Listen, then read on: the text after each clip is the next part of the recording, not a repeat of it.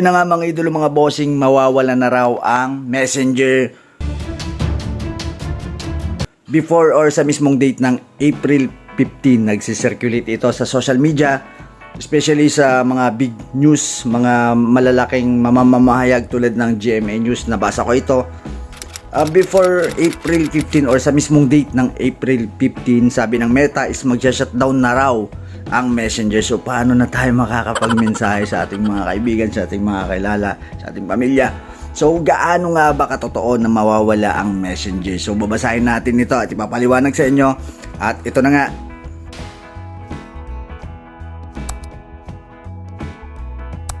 So ayun na nga mga tropa, mga idolo, nag-research tayo tungkol dito sa balita na nagsisirculate na mawawala na nga raw ang Messenger.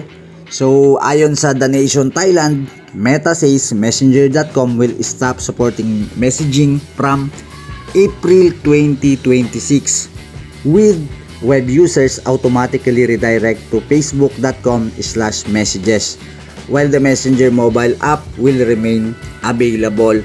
So yan na nga mga tropa, hindi mawawala ang Messenger mobile application mga tropa. Ang kanyang pinipertain dito or pinapaliwanag is yung mga web user or sa gumagamit sa desktop or sa laptop. So sa kanilang browser, hindi mo na ma-open yung link ng messenger.com mga tropa.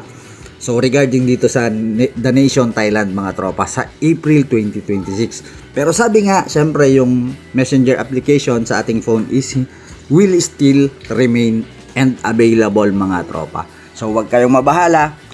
Nag-research din tayo dito sa AI mga tropa. Sabi niya rin, Meta is shutting down the standalone website messenger.com. So ibig sabihin, mawawala talaga sa ating web browser, sa ating desktop, ang messenger.com. Or kahit gumamit tayo ng phone or gumagamit tayo ng phone sa web tayo gumagamit or sa ating browser sa Google Chrome or Safari or kung ano man ang web na or ang browser na ginagamit natin, is hindi na natin totally ma-open ang website na messenger.com in April 2026. So final shutdown yan mga tropa, no?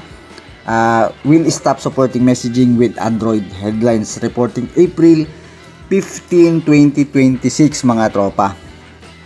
Yan ang general nilang pahayag. Where to message on desktop users will automatically redirect to facebook.com messages. So mariredirect ka doon. So yung mobile app, malinaw dito na remain at unaffected at diretso, ibig sabihin operational pa rin siya mga tropa. So I guess so na naging malinaw sa inyo. So huwag kayong magbahala at magre-remain pa rin ang ating application, ang ating messenger application sa ating mobile mga tropa. So ayun na nga, kita-kita tayo sa ating mga susunod pang mga topic, mga content. God bless!